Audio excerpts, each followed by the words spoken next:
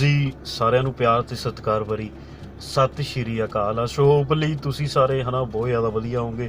ਸੋ ਬਾਕੀ great news ਤੁਹਾਡੇ ਨਾਲ ਐਕਸਪਲੇਨ ਕਰਦਾ। ਥੋੜ੍ਹੇ ਜਿਹੇ ਦੋ ਦਿਨ ਹੋ ਗਏ ਤਾਂ ਵੀਡੀਓਜ਼ ਨਹੀਂ ਆ ਪਾਈ, ਥੋੜ੍ਹਾ ਜਿਹਾ ਲਾਈਫ ਦੇ ਵਿੱਚ ਬਿਜ਼ੀ ਸੀ।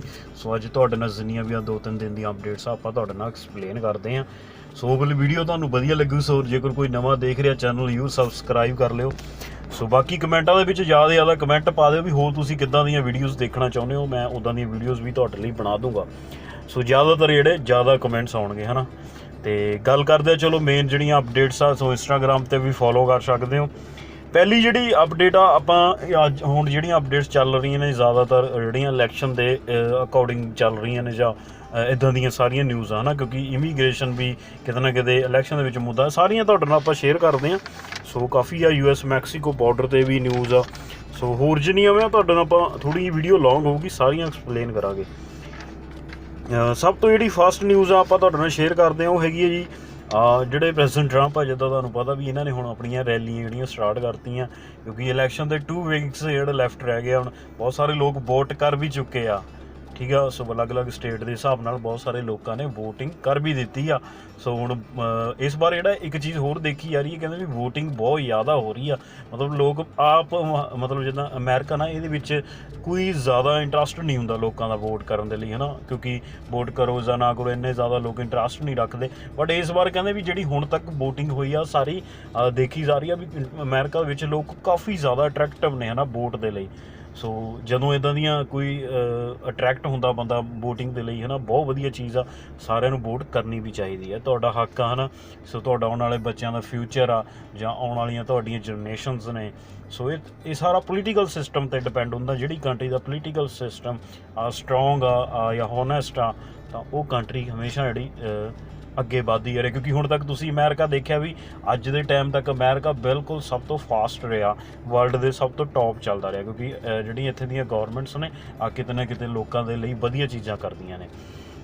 ਸੋ ਪਹਿਲੀ ਜਿਹੜੀ ਨਿਊਜ਼ ਆ ਉਹਦੇ ਵਿੱਚ ਆਪਾਂ ਤੁਹਾਨੂੰ ਦੱਸ ਦਿੰਦੇ, ਜਿਹੜੇ ਪ੍ਰੈਜ਼ੀਡੈਂਟ ਟਰੰਪ ਨੇ ਆਇਓਵਾ ਦੇ ਵਿੱਚ ਜਿਹੜੀ ਰੈਲੀ ਕੀਤੀ ਆ। ਹੁਣ ਇਹਦੇ ਵਿੱਚ ਇਹਨਾਂ ਨੇ ਜਿਹੜੇ ਵਿਲੇਜ ਵੋਟਰਸ ਨੇ ਜਾਂ ਪੇਂਡੂ ਵੋਟਰਸ ਨੇ ਉਹਨਾਂ ਨੂੰ ਵੀ ਆਪਣੇ ਵੱਲ ਖਿੱਚਿਆ। ਇਹਨਾਂ ਨੇ ਮੰਡੇ ਅਤੇ ਟਿਊਜ਼ਡੇ ਨੂੰ ਫਲੋਰੀਡਾ ਅਤੇ ਪੈਨਸਿਲਵੇਨੀਆ, ਸੋ ਅਲੱਗ-ਅਲੱਗ ਜਿਹੜੀਆਂ ਇਹ ਰੈਲੀਆਂ ਕਰ ਰਹੀਆਂ ਨੇ। ਸੋ ਇਹਨਾਂ ਲਈ ਜ਼ਿਆਦਾਤਰ ਜਿਹੜੇ ਸਵਿੰਗ ਸਟੇਟਸ ਬਣੇ ਹੋਏ ਨੇ, ਨਾਰਥ ਕੈਰੋਲੀਨਾ, ਫਲੋਰੀਡਾ, ਸੋ ਵਿਸਕਾਂਸਨ, ਸੋ ਇਹਨਾਂ ਸਾਰਿਆਂ ਨੂੰ ਇਹ ਟਰਾਈ ਕਰ ਰਹੇ ਨੇ ਵੀ ਆਪਣੇ ਵੱਲ ਖਿੱਚੇ ਜਾ ਸਕਣ, ਕਿਉਂਕਿ ਇਹਨਾਂ 'ਤੇ ਵੀ ਜ਼ਿਆਦਾ ਕਈ ਵਾਰ ਡਿਪੈਂਡ ਹੁੰਦਾ ਵੀ ਜਿਹੜਾ, ਕਿਉਂਕਿ ਜ਼ਿਆਦਾਤਰ ਜਿਹੜੀਆਂ ਸਟੇਟਸ ਹੁੰਦੀਆਂ ਨੇ ਸਾਰਿਆਂ ਨੂੰ ਪਤਾ ਵੀ ਕਿਹੜੀ ਰਿਪਬਲਿਕਨ ਸਟੇਟ ਆ ਅਤੇ ਕਿਹੜੀ ਡੈਮੋਕ੍ਰੇਟ ਸਟੇਟ ਆ। ਇਹ 7-8 ਸਟੇਟਾਂ ਨੇ, ਇਹਨਾਂ ਨੇ ਥੋੜ੍ਹਾ ਜਿਹਾ ਉਹ ਹੁੰਦਾ ਵੀ ਸਵਿੰਗ ਹੁੰਦੇ ਨੇ। ਬਾਕੀ ਮੈਂ ਇਹਨਾਂ ਦੇ ਅੱਗੇ ਪੋਲਸ ਵੀ ਤੁਹਾਨੂੰ ਦੱਸਦਾ ਵੀ ਕੀ ਨੇ। ਸੋ ਇੱਕ ਜਿਹੜੀ ਆਈਫੋਨ ਐਪਲ ਨੇ ਜਿਹੜਾ ਆਪਣਾ ਆਈਫੋਨ ਲਾਂਚ ਕਰ ਦਿੱਤਾ 12।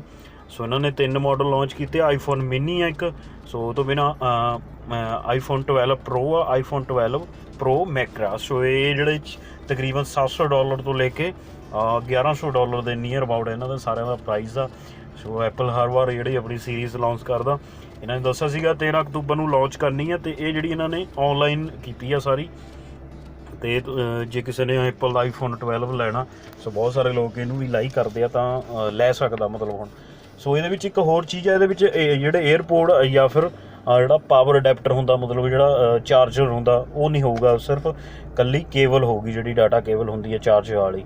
ਸੋ ਇਹਦੇ ਵਿੱਚ ਇਹਨਾਂ ਨੇ ਚਾਰਜਰ ਇਨਕਲੂਡ ਨਹੀਂ ਕਰਿਆ। ਕਹਿੰਦੇ ਵੀ ਇਹ ਜਿਹੜਾ ਮੌਸਮ ਦੇ ਕਰਕੇ ਚੇਂਜਿਸ ਲਿਆਉਂਦੀ ਆ, ਹੀਟ ਦੇ ਕਰਕੇ। ਤਾਂ ਇਹ ਜਿਹੜੀ ਚੀਜ਼ ਦੱਸੀ ਆ ਵੀ ਬਾਕੀ ਤੁਸੀਂ ਜਿਹਨੇ ਵੀ ਔਡਰ ਕਰਨਾ ਕਰ ਸਕਦੇ ਆ। ਬਾਕੀ ਵਧੀਆ ਚੀਜ਼ ਆ ਆਈਫੋਨ ਤੋਂ। ਅੱਗੇ ਨੈਕਸਟ ਜਿਹੜੀ ਗੱਲ ਕਰਨਾ ਚਾਹੁੰਦਾ, ਸੋ ਜਿਹੜੇ ਜੋ ਬਾਈਡਨ ਆ, ਸੋ ਇਹਨਾਂ ਲਈ ਇੱਕ ਵਰਚੁਅਲ ਫੰਡ, ਜਿਹੜੀ ਇਹਨਾਂ ਦੀ ਇੰਟਰਵਿਊ ਦੇ ਵਿੱਚ ਇਹਨਾਂ ਨੇ ਥੋੜ੍ਹੇ ਜਿਹੇ ਸਵਾਲ ਪੁੱਛੇ ਗਏ ਨੇ, ਤੁਹਾਨੂੰ ਦੱਸ ਦਿੰਦਾ।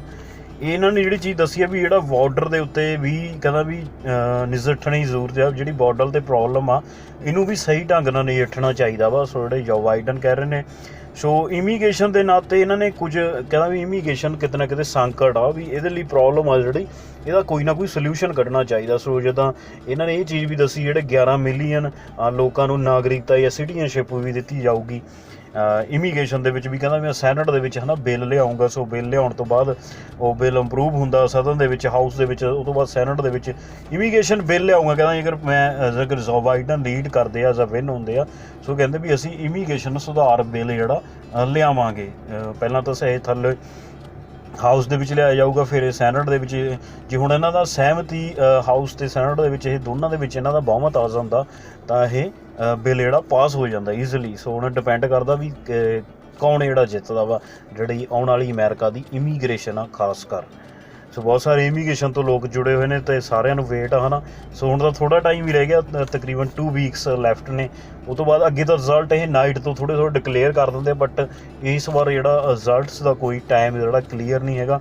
ਬਾਕੀ ਜਨਵਰੀ ਤੋਂ 20 ਜਨਵਰੀ ਤੋਂ ਬਾਅਦ ਜਿਹੜਾ ਇਹ ਸਾਰੇ ਡਿਸੀਜ਼ਨ ਹੀ ਲਏ ਜਾਣਗੇ। US ਮੈਕਸੀਕੋ ਬਾਰਡਰ 'ਤੇ ਆ, ਸੋ ਜਿਹੜਾ ਸਾਊਦਰਨ ਬਾਰਡਰ ਆ ਇਹਦੇ ਵਿੱਚ ਸਤੰਬਰ ਦੇ ਵਿੱਚ 55,000 ਬੰਦੇ ਕੈਪਚਰ ਕੀਤੇ ਗਏ ਨੇ। ਆ ਜਿਹੜਾ CBP ਨੇ ਜਿਹੜਾ ਆਪਣਾ ਡਾਟਾ ਨਵੇਂ ਆંકੜੇ ਜਿਹੜੇ ਦੱਸੇ ਨੇ, ਕਹਿੰਦਾ ਵੀ 55,000 ਬੰਦਾ ਜਿਹੜਾ ਇਲੀਗਲੀ ਜਿਹੜਾ US ਮੈਕਸੀਕੋ ਬਾਰਡਰ ਕ੍ਰੋਸ ਕਰਦਾ ਫੜਿਆ ਗਿਆ। ਸੋ ਇਹ ਅਪ੍ਰੈਲ ਨਾਲੋਂ 3 ਗੁਣਾ ਜ਼ਿਆਦਾ, ਕਿਉਂਕਿ ਮਾਰਚ ਦੇ ਵਿੱਚ ਇਹਨਾਂ ਨੇ ਗਾਈਡਲਾਈਨਸ ਲਾਤੀਆਂ ਸੀ ਵੀ ਜੇਕਰ ਕੋਈ ਇਲੀਗਲ ਕ੍ਰੋਸ ਕਰਦਾ ਉਹਨੂੰ ਵਾਪਸ ਤੁਸੀਂ COVID-19 ਕਰਕੇ ਭੇਜ ਸਕਦੇ ਹੋ। ਅਤੇ ਬਟ ਜਿਹੜਾ ਸਤੰਬਰ ਦੇ ਵਿੱਚ ਇਹ ਡਾਟਾ ਜਿਹੜਾ ਦੁਬਾਰਾ ਕਾਫੀ ਸਪੀਡ ਨਾਲ ਉੱਠਿਆ ਵਾ। ਅਤੇ ਅਗਸਤ ਦੇ ਵਿੱਚ ਗੱਲ ਕਰਾਂ, ਅਗਸਤ ਦੇ ਵਿੱਚ 47,000 ਲੋਕ ਜਿਹੜੇ ਕ੍ਰੋਸ ਕੀਤੇ ਸੀ। CBP ਨੇ ਜਿਹੜਾ ਇਹ ਡਾਟਾ ਆਪਣਾ ਆંકੜੇ ਜਿਹੜੇ ਦੱਸੇ ਹੋਏ ਨੇ। ਸੋ ਜਿਹੜਾ 30 ਸਤੰਬਰ ਤੱਕ ਜੇਕਰ ਗੱਲ ਕਰਾਂ, 30 ਸਤੰਬਰ ਤੱਕ ਜਿਹੜਾ ਇਹਨਾਂ ਦਾ ਵਿੱਤੀ ਸਾਲ ਜਿਹੜਾ ਖਤਮ ਹੋ ਗਿਆ, ਤਾਂ ਉਹਦੇ ਵਿੱਚ 2020 ਤੱਕ ਜਿਹੜੇ ਲੋਕ ਆ ਉਹ 4,58,088 ਜਿਹੜੇ ਇਹਨਾਂ ਨੇ ਡਾਟਾ ਜਿਹੜੇ ਦੱਸੇ ਨੇ CBP ਨੇ। ਸੋ 4,58,000 ਬੰਦੇ ਨੇ ਇੱਕ ਸਾਲ ਦੇ ਵਿੱਚ ਜਿਹੜਾ ਕ੍ਰੋਸ ਕੀਤਾ ਵਾ, ਜਿਹੜਾ US ਮੈਕਸੀਕੋ ਬਾਰਡਰ ਦੇ ਉੱਤੇ ਜਿਹੜੇ ਬੰਦੇ ਅਸਾਲਮ ਦੇ ਕੇਸ ਲਾਉਂਦੇ ਨੇ ਜਾਂ ਫਿਰ ਜਿਹੜੇ ਪੋਲੀਟੀਕਲ ਸਟੇ ਜਿਹੜੀ ਤੋਂ। ਬਾਕੀ ਇਹਦੇ ਵਿੱਚ ਡੈਪੋਟੇਸ਼ਨ ਬਹੁਤ ਜ਼ਿਆਦਾ ਲੱਗੀ ਹੈ, ਜਿਹੜਾ 2020 ਦਾ ਈਅਰ ਆ। ਡੈਪੋਟੇਸ਼ਨ ਬਾਰੇ ਵੀ ਜਿਹੜਾ ਕਾਫੀ ਜ਼ਿਆਦਾ ਪੁੱਛਿਆ ਰਿਹਾ। ਡੈਪੋਟੇਸ਼ਨ ਦੀ ਹਰੇਕ ਮਹੀਨੇ ਇੱਕ ਫਲਾਈਟ ਆਉਂਦੀ ਆ। ਸੋ ਇਸ ਵੀਕ ਆ ਜੂਗੀ ਜਾਂ ਨੈਕਸਟ ਵੀਕ ਤੱਕ ਇੱਕ ਫਲਾਈਟ ਹੋਰ ਆਊਗੀ। ਸੋ 2019 ਤੋਂ ਜਿਹੜੀ ਜੇਕਰ ਗੱਲ ਕਰਾਂ 53% ਜਿਹੜੀ ਘੱਟ ਆ ਇਸ ਬਾਰੇ ਜਿਹੜੀ ਕ੍ਰੋਸਿੰਗ ਆ। 2019 ਦੇ ਵਿੱਚ ਜਿਹੜਾ ਕ੍ਰੋਸਿੰਗ ਹੋਈ ਸੀ 10 ਲੱਖ ਬੰਦੇ ਨੇ ਤਕਰੀਬਨ, ਜਿਹੜੇ ਡਾਟੇ ਦੱਸਦੇ ਵੀ 10 ਲੱਖ ਬੰਦੇ ਨੇ ਜਿਹੜੀ ਕ੍ਰੋਸਿੰਗ ਕੀਤੀ। ਸੋ ਇਸ ਵਾਰ 5 ਲੱਖ ਤਕਰੀਬਨ ਘੱਟ ਗਈ ਆ, ਮਤਲਬ 53% 5 ਲੱਖ ਤੋਂ ਵੀ ਡਾਊਨ ਆ ਗਈ, 4.5 ਲੱਖ ਦੇ ਨੀਅਰ ਅਬਾਊਟ ਆ।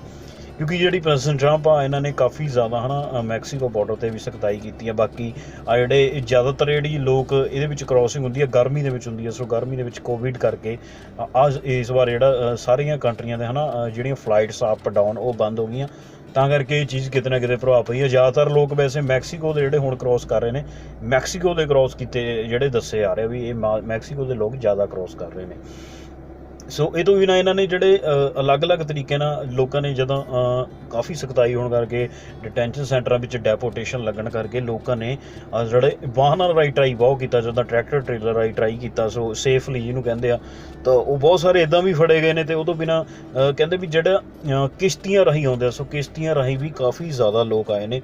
ਤਾਂ ਇਹਦੇ ਵਿੱਚ ਕਹਿੰਦਾ ਵੀ ਕਿਸ਼ਤੀਆਂ ਰਾਹੀਂ ਲੋਕਾਂ ਆਉਣ ਦਾ ਵਾਧਾ 82% ਆਇਆ, ਜਿਹੜੀ ਇਹ ਸਾਰੀ ਰਿਪੋਰਟ ਇਹਨਾਂ ਨੇ ਲਿਖੀ ਹੋਈ ਆ।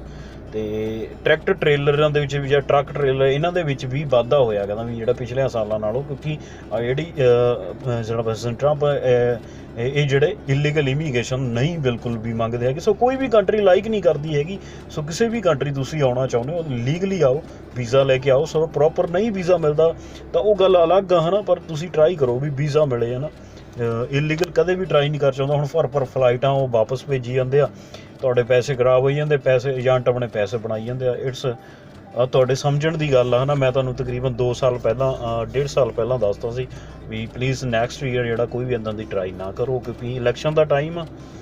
ਸੋ ਨੈਕਸਟ ਚਲੋ ਸ਼ੇਅਰ ਕਰਦਾ ਆਪਾਂ ਜੀ ਹੁਣ ਰੀਅਲ ਸਟੇਟ ਦੇ ਬਾਰੇ ਵੀ ਇੱਕ ਆਰਟੀਕਲ ਲਿਖਿਆ। ਇਹ ਕਹਿੰਦੇ ਵੀ 2019 ਦੇ ਮੁਕਾਬਲੇ ਤੀਜੀ ਤਿਮਾਹੀ ਦੇ ਵਿੱਚ ਤਕਰੀਬਨ ਵਿਕਰੀ ਜਿਹੜੀ 42% ਵੱਧ ਗਈ ਆ। ਮਤਲਬ ਕਹਿੰਦੇ ਵੀ ਜਿਹੜੇ ਘਰਾਂ ਦੀ ਵਿਕਰੀ ਆ ਕਾਫੀ ਜ਼ਿਆਦਾ ਹੋ ਗਈ ਹੈ। ਇਹਦੇ ਵਿੱਚ ਇਹ ਵੀ ਕਾਰਨ ਦੱਸਿਆ ਜਾ ਰਿਹਾ ਵੀ ਜ਼ਿਆਦਾਤਰ ਲੋਕ ਆ ਜਿਹੜੇ ਕੋਵਿਡ ਕਰਕੇ ਘਰਾਂ ਤੋਂ ਹੀ ਕੰਮ ਕਰ ਰਹੇ ਨੇ। ਜਿੱਦਾਂ ਵੱਡੀਆਂ ਕੰਪਨੀਆਂ ਹੁੰਦੀਆਂ ਨੇ, ਮਾਈਕਰੋਸਾਫਟ ਆ, ਗੂਗਲ ਆ, ਫੇਸਬੁੱਕ ਆ, YouTube ਆ। ਸੋ ਇਹ ਤੋਂ ਬਿਨਾਂ ਹੋਰ ਬਿਜ਼ਨਸ ਨਹੀਂ, ਇਹਨਾਂ ਨੇ ਸਾਰਿਆਂ ਨੇ ਜਿੱਦਾਂ ਜਿਹੜਾ ਇੰਟਰਨੈਟ ਆ ਨਾ, ਇੰਟਰਨੈਟ 2020 ਦੇ ਵਿੱਚ ਬਹੁਤ ਜ਼ਿਆਦਾ ਹਾਈਲਾਈਟ ਹੋਇਆ। ਕਿਉਂਕਿ ਇਹਨੇ ਤੁਸੀਂ ਲਾ ਲਓ ਵੀ ਕੋਈ ਵੀ ਕੰਮ ਕਰ ਜ਼ੂਮ ਮੀਟਿੰਗ 'ਤੇ ਸਾਰਾ ਕੁਛ ਤੁਸੀਂ ਚਾਹੇ ਐਜੂਕੇਸ਼ਨ ਕਰਨੀ ਹੈ, ਚਾਹੇ ਤੁਸੀਂ ਸਟੱਡੀ ਕਰਨੀ ਆ, ਜਾਂ ਤੁਸੀਂ ਜਿਹੜੀਆਂ ਵੱਡੀਆਂ ਕੰਪਨੀਆਂ ਨੇ ਘਰ ਤੋਂ ਹੀ ਸਾਰੇ ਕੰਮ ਕਰਾਏ ਨੇ, ਠੀਕ ਆ। ਸੋ ਇੱਥੇ ਆ ਕੇ ਜਿਹੜੀ 2020 ਦੇ ਵਿੱਚ ਜਿਹੜੀ ਕੋਵਿਡ ਨਾਲ ਜਿਹੜੀ ਇੰਟਰਨੈਟ ਦੀ ਵੈਲਿਊ ਬਹੁਤ ਹੀ ਜ਼ਿਆਦਾ ਵਧੀ ਆ। ਵੀ ਇੰਟਰਨੈਟ ਨੇ ਕਿੱਥੇ ਸਾਰੇ ਮਤਲਬ ਕੰਮ ਚਲੋ ਘੱਟ ਹੁੰਦੇ ਨੇ, ਪਰ ਫਿਰ ਵੀ ਕੰਮ ਚੱਲਦਾ ਰਿਹਾ। ਉਹ ਚੀਜ਼ ਆ ਵੀ ਫਿਜ਼ੀਕਲੀ ਨਾਲੋਂ ਇਹ ਲੋਕਾਂ ਦੀ ਹੈਲਥ ਜ਼ਰੂਰੀ ਆ। ਤਾਂ ਇਹ ਕੁਛ ਕੰਪਨੀਆਂ ਨੇ ਤਾਂ ਇਹ ਸੋਚਿਆ ਵੀ ਤੁਸੀਂ ਪਰਮਾਨੈਂਟਲੀ ਵੀ ਹੁਣ ਘਰ ਤੋਂ ਕੰਮ ਵੀ ਵਧੀਆ ਚੱਲ ਰਹੇ ਨੇ। ਸੋ ਐਕਸਪੀਰੀਅੰਸ ਹੋ ਜਾਂਦਾ ਉਹ ਚੀਜ਼ਾਂ। ਅਤੇ ਇਹਦੇ ਕਰਕੇ ਕਹਿੰਦਾ ਵੀ ਜਿਹੜੀ ਰੀਅਲ ਸਟੇਟ ਦੇ ਵਿੱਚ ਜਿਹੜੇ ਘਰਾਂ ਦੀ ਜਿਹੜੇ ਲੋਕ ਜ਼ਿਆਦਾਤਰ ਲੋਕ ਵੱਡੀਆਂ ਸਿਟੀਜ਼ ਨੇ, ਜਿੱਦਾਂ ਨਿਊਯਾਰਕ ਆ, ਸੈਨ ਫਰਾਂਸਿਸਕੋ ਆ, ਕਹਿੰਦਾ ਵੀ ਇੱਥੋਂ ਮੂਵ ਹੋ ਰਹੇ ਨੇ ਲੋਕ। ਅਤੇ ਮੂਵ ਹੋਣ ਨਾਲ ਜਿਹੜੇ ਹੋਰ ਏਰੀਆ ਦੇ ਵਿੱਚ ਰੇਟ ਜਿਹੜੇ ਇਹਦੇ ਨਾਲ ਕਹਿੰਦਾ ਵਧੇ ਨੇ। ਅਤੇ ਇਹ ਚੀਜ਼ਾਂ ਦਾ ਕਹਿੰਦਾ ਵੀ ਲੋਕਾਂ ਨੇ ਘਰਾਂ ਨੂੰ ਆਪਣੇ ਦਫ਼ਤਰ ਬਣਾ ਲਿਆ, ਕਿਉਂਕਿ ਘਰਾਂ ਤੋਂ ਕੰਮ ਕਰਨਾ ਪੈਂਦਾ। ਤਾਂ ਇਹ ਚੀਜ਼ਾਂ ਨਾਲ ਜਿਹੜੀ ਰੀਅਲ estate ਦਾ ਬਿਜ਼ਨਸ ਆ, ਜਾਂ ਫਿਰ ਲਾ ਲਓ ਵੀ ਕਿਉਂਕਿ ਹੁਣ ਪਹਿਲਾਂ ਵਿੱਚ ਨੂੰ ਬਿਲਕੁਲ ਬੰਦ ਹੋ ਗਿਆ ਸੀ ਕੰਮ, ਅਤੇ ਜਿਹੜੀਆਂ ਨਵੀਆਂ ਬਿਲਡਿੰਗਸ ਆ, ਨਵੇਂ ਕੰਟਰੈਕਟਸ ਆ, ਉਹ ਨਹੀਂ ਬਣੇ ਹੈਗੇ। ਅਤੇ ਲੋਕਾਂ ਨੂੰ ਹੈ ਨਾ ਇੱਧਰੋਂ ਬੈਂਕ ਤੋਂ ਵੀ ਛੂਟ ਮਿਲ ਗਈ, ਤਾਂ ਉਹਦੇ ਨਾਲ ਕੀ ਆ, ਕਿਤੇ ਨਾ ਕਿਤੇ ਲੋਕ ਛੋਟੀਆਂ ਘਰਾਂ ਤੋਂ ਬੜੇ ਘਰਾਂ ਵੱਲ ਨੂੰ ਮੂਵ ਹੋ ਰਹੇ ਨੇ। ਤਾਂ ਇਹ ਚੀਜ਼ ਵੀ ਜਿਹੜੀ ਦੱਸੀ ਗਈ ਆ। ਸੋ ਅਗਲੀ ਜਿਹੜੀ ਨਿਊਜ਼ ਆ, ਜਿਹੜੇ ਸੁਪਰੀਮ ਕੋਰਟ ਦੇ ਜੱਜ ਜਿਨ੍ਹਾਂ ਦੀ ਨਿਯੁਕਤੀ ਪ੍ਰੈਜ਼ੀਡੈਂਟ ਟਰੰਪ ਦੁਆਰਾ ਕੀਤੀ ਜਾ ਰਹੀ ਆ, ਸੋ ਇਹ ਵੀ ਜਿਹੜੀ ਹੁਣ ਚੱਲ ਰਹੀ ਆ, ਜਲਦੀ ਹੀ ਇਹਨਾਂ ਦੇ ਬਾਰੇ ਕਲੀਅਰ ਅਨਾਊਂਸਮੈਂਟ ਹੋ ਜਾਣੀ ਆ। ਕਿਉਂਕਿ ਹਾਲਾਂਕਿ ਡੈਮੋਕ੍ਰੇਟਸ ਨਹੀਂ ਚਾਹੁੰਦੇ ਵੀ ਇਲੈਕਸ਼ਨ ਤੋਂ ਪਹਿਲਾਂ ਵੀ ਇਹਨਾਂ ਦੀ ਨਿਯੁਕਤੀ ਕੀਤੀ ਜਾ ਸਕੇ, ਨੋਮੀਨੇਸ਼ਨ ਜਿਹੜੀ ਕੀਤੀ ਜਾ ਸਕੇ, ਪਰ ਜਿਹੜੇ ਪ੍ਰੈਜ਼ੀਡੈਂਟ ਟਰੰਪ ਇਹਨਾਂ ਨੇ ਨੋਮੀਨੇਟ ਕਰਿਆ। ਸੋ ਜਲਦੀ ਇਹ ਜਿਹੜੀ ਇਹ ਵੀ ਜਿਹੜਾ ਮੁੱਦਾ ਜੇ ਵੀ ਚੱਲ ਰਿਹਾ ਵੀ ਫਾਈਨਲ ਡਿਸੀਜ਼ਨ ਵੱਲ ਵੱਧਦੇ ਨਜ਼ਰ ਆਉਂਦੇ ਆ।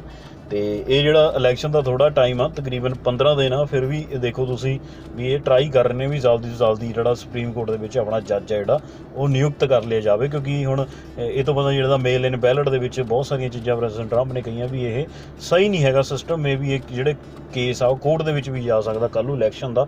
ਸੋ ਆਖਰੀ ਡਿਸੀਜ਼ਨ ਆ ਜਿਹੜਾ ਉਹ ਸੁਪਰੀਮ ਕੋਰਟ ਦੇ ਵਿੱਚ ਜਾਂਦਾ। ਸੋ ਇਹ ਸਾਰਿਆਂ ਨੂੰ ਪਤਾ ਵੀ ਹੈ ਨਾ, ਤਾਂ ਕਰਕੇ ਦੋਨੀਆਂ ਪਾਰਟੀਆਂ ਚਾਹੁੰਦੀਆਂ ਵੀ ਸਾਡਾ ਜਿਹੜਾ ਉੱਥੇ ਵਧੀਆ ਬਹੁਮਤ ਹੋਵੇ। ਹਾਲਾਂਕਿ ਜੱਜ ਨੇ ਜਿਹੜਾ ਡਿਸੀਜ਼ਨ ਬੈਸਟ ਲੈਣਾ ਹੁੰਦਾ, ਅਤੇ ਇਹ ਚੀਜ਼ ਵੀ ਕਿਤੇ ਨਾ ਕਿਤੇ ਚੱਲ ਰਹੀ ਆ। ਸੋ ਨੈਕਸਟ ਜਿਹੜੀ ਗੱਲ ਕਰਨਾ ਚਾਹੁੰਦਾ ਇਲੈਕਸ਼ਨ ਪੋਲਸ ਦੇ ਉੱਤੇ ਆ। ਇਲੈਕਸ਼ਨ ਪੋਲਸ ਦੇ ਵਿੱਚ ਜਿਹੜਾ ਰਾਈਟਰਸ ਦੇ ਪੋਲ ਤੁਹਾਨੂੰ ਦੱਸਦਾ। ਪਹਿਲਾਂ ਇੰਡੀਅਨ ਲੋਕਾਂ ਦੇ ਦੱਸ ਦੇਣਾ ਵੀ ਜਿਹੜੇ ਅਮਰੀਕਨ ਇੰਡੀਅਨ ਲੋਕ ਆ ਕਿਹਨੂੰ ਲਾਈਕ ਕਰਦੇ ਆ। ਸੋ ਇਹਨਾਂ ਨੇ ਜਿਹੜਾ ਦੱਸਿਆ ਇਹਦੇ ਵਿੱਚ 68% ਬਾਈਡਨ, 22% ਟਰੰਪ। ਸੋ ਪਹਿਲਾਂ ਇਹ 90% ਤੱਕ ਲੋਕ ਜਿਹੜੇ ਡੈਮੋਕ੍ਰੇਟਸ ਨੂੰ ਵੋਟਿੰਗ ਕਰਦੇ ਸੀ, ਬਟ ਇਸ ਵਾਰ ਜਿਹੜੀ 22% ਜਿਹੜਾ ਸ਼ੋਅ ਕਰ ਰਿਹਾ, ਕਿਉਂਕਿ ਹੌਲੀ ਹੌਲੀ ਟਾਈਮ ਦੇ ਨਾਲ ਬਹੁਤ ਸਾਰੀਆਂ ਚੀਜ਼ਾਂ ਚੇਂਜ ਆਉਂਦੀਆਂ ਰਹਿੰਦੀਆਂ ਨੇ। ਅਤੇ ਹੁਣ ਜਿਹੜੇ ਥੋੜ੍ਹੇ ਪੋਲਸ ਆਪਾਂ ਤੁਹਾਡੇ ਨਾਲ ਸ਼ੇਅਰ ਕਰਦੇ ਹਾਂ।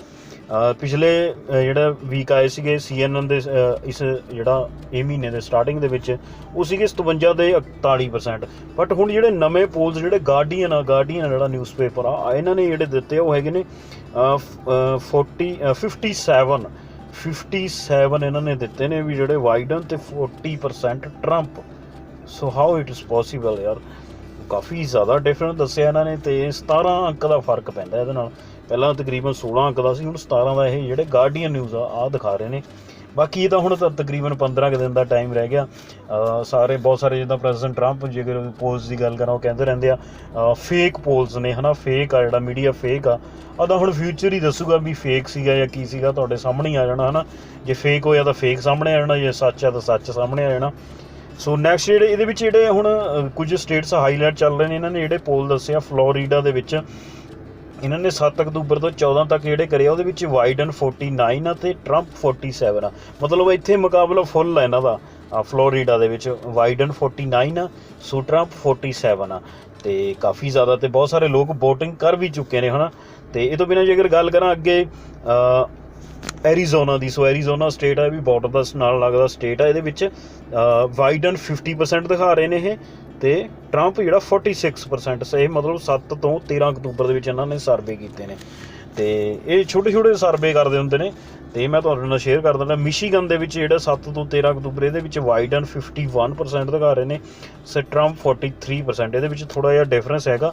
ਸੋ ਐਰੀਜ਼ੋਨਾ ਅਤੇ ਫਲੋਰੀਡਾ ਦੇ ਵਿੱਚ ਜਿਹੜਾ ਤਕਰੀਬਨ ਨੀਅਰ ਆ, ਜ਼ਿਆਦਾਤਰ ਫਲੋਰੀਡਾ ਦੇ ਵਿੱਚ ਕਾਫੀ ਜ਼ਿਆਦਾ ਹਨ। ਉਹ ਤੋਂ ਬਾਅਦ ਨਾਰਥ ਕੈਰੋਲੀਨਾ ਦੇ ਵਿੱਚ 48 ਅਤੇ 48 ਬਾਈਡਨ ਅਤੇ 47 ਕਾਫੀ ਜ਼ਿਆਦਾ ਇੰਟਰਸਟ ਨਾਰਥ ਕੈਰੋਲੀਨਾ ਦੇ। ਹਾਲਾਂਕਿ ਇਹ ਚੇਂਜ ਹੁੰਦੇ ਰਹਿਣੇ ਅਜੇ ਵੈਸੇ। ਹੁਣ ਜਿਹੜਾ ਲੋਕਾਂ ਨੇ ਮਨ ਬਣਾ ਲਿਆ, ਬਹੁਤ ਸਾਰੇ ਲੋਕ ਤਾਂ ਵੋਟ ਕਰ ਵੀ ਚੁੱਕੇ ਨੇ, ਅਤੇ ਕੁਝ ਜਿਹਨੇ ਨਹੀਂ ਕਰੀ ਜ਼ਰੂਰ ਕਰ ਦਿਓ। ਸੋ ਅੱਗੇ ਜਿਹੜੇ ਵਿਸਕਾਂਸਨ ਦੇ ਵਿੱਚ ਦਿਖਾਏ ਗਏ ਨੇ 6 ਤੋਂ ਲੈ ਕੇ 11 ਅਕਤੂਬਰ ਦੇ ਵਿੱਚ ਬਾਈਡਨ 51%, ਸੋ ਟਰੰਪ 44%। ਇਹ ਸਾਰੇ ਗਾਰਡੀਅਨ ਦੇ ਨੇ, ਅਤੇ ਇਹਨਾਂ ਨੇ ਸਾਰੇ ਆਪਣੇ ਜਿਹੜੇ ਆਰਟੀਕਲ ਲਿਖੇ ਨੇ। ਅਤੇ ਦੇਖੋ ਵੀ ਹੁਣ ਇਹਨਾਂ ਦੇ ਵਿੱਚ ਕੌਣ ਵਿਨ ਕਰਦਾ, ਕੀ ਜਿਹੜਾ ਅਮਰੀਕਾ ਦਾ ਫਿਊਚਰ ਹੁੰਦਾ। ਸੋ ਵੈਸੇ ਬੇਸਿਕਲੀ ਇਹਦੇ ਕੁਝ ਪੁਆਇੰਟਸ ਆਪਾਂ ਤੁਹਾਡੇ ਨਾਲ ਜਿਹੜੇ ਡਿਸਕਸ ਕਰੀਏ ਤਾਂ ਜਿਹੜੇ ਪ੍ਰੈਜ਼ੀਡੈਂਟ ਟਰੰਪ ਦੇ ਇਮੀਗ੍ਰੇਸ਼ਨ ਦੇ ਆ, ਚਾਹੇ ਇਕਨੋਮੀ ਦੇ ਆ, ਚਾਹੇ ਤੁਸੀਂ ਜਿਹੜਾ ਇੱਕ ਸਭ ਤੋਂ ਵੱਡਾ ਮੁੱਦਾ ਇਹਦੇ ਵਿੱਚ ਜਿਹੜਾ ਬਣਿਆ ਹੋਇਆ ਜਾਰਜ ਫਲਾਈਡ ਹੈ ਨਾ, ਜਾਂ ਨਸਲਵਾਦ, ਇਹ ਸਾਰੀਆਂ ਚੀਜ਼ਾਂ ਲੋਕਾਂ ਨੂੰ ਕਿਤੇ ਨਾ ਕਿਤੇ ਜਾਂ ਫਿਰ ਤੁਸੀਂ ਲਾ ਲਓ ਵੀ ਜਿਹੜਾ ਇੱਕ ਤਰ੍ਹਾਂ ਦਾ ਆਪਣਾ ਜਿਹੜਾ ਵੈਦਰ ਆ ਹੈ ਨਾ, ਵੈਦਰ ਜਾਂ ਫਿਰ ਹੈ ਨਾ, ਇਹ ਵੀ ਕਾਫੀ ਜ਼ਿਆਦਾ ਅਫੈਕਟਡ ਹੋਇਆ। ਅਤੇ ਇਹ ਸਾਰੇ ਮੁੱਦੇ ਹੁਣ ਫਿਊਚਰ ਦੇ ਵਿੱਚ ਤੁਹਾਡੇ ਸਾਹਮਣੇ ਆਉਣਗੇ। ਬਾਕੀ ਜੇ ਵੀਡੀਓ ਵਧੀਆ ਲੱਗੀ ਤਾਂ ਸ਼ੇਅਰ ਕਰ ਦਿਓ। ਚੰਗਾ ਜੀ, ਸਤਿ ਸ਼੍ਰੀ ਅਕਾਲ ਸਾਰਿਆਂ ਨੂੰ।